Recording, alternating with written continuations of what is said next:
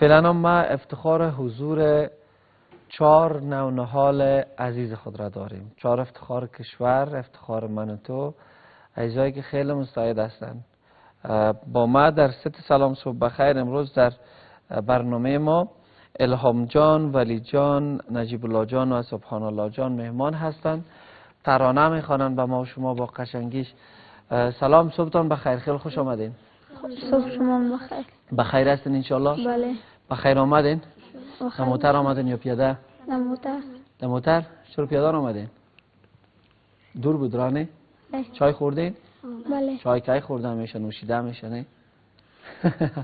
صنف چند هستین؟ 5. صنفی هستین؟ بله. یکان دفعه شوخی میکنین کلتان؟ بله.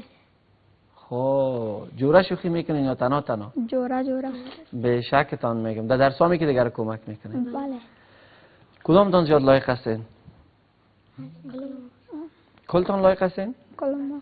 به شک. نقل آب میتین در امتحانی که دیگره؟ نه خیر. باز نقل نمیکنین؟ نه.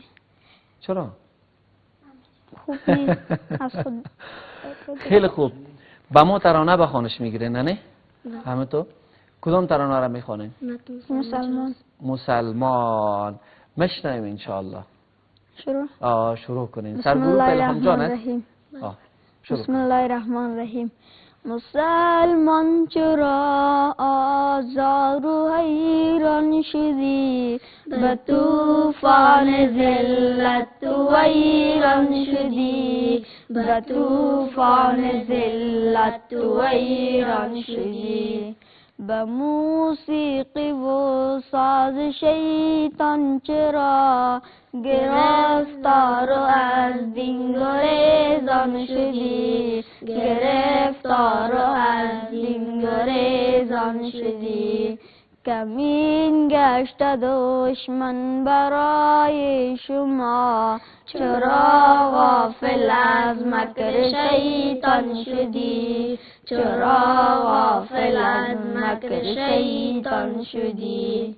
زمان لبت غنچه خنده بود، چرا ای برادر تو گریان شدی، چرا ای برادر تو گریان شدی. زمان لبت غنچه خنده بود، چرا ای برادر تو گریان شدی، چرا ای برادر تو گریان شدی. ماشاءالله خیلی قشنگ. اینو در کجا یاد گرفته بودید؟ در صنف تمرین کردیم. در صنف تمرین کردین؟ ماشاءالله. و کدام تایتان ترانه دیگه یاد دارین؟ یاد داریم، آمادگی نگرفتیم. خب کدام تان آمادگی گرفتین برای شعر یا ترانه یا مقاله؟ کدام تایتان نداره؟ امی یک ترانه بود؟ بله. بسیار خوب. دستم شوخی نکنین خب؟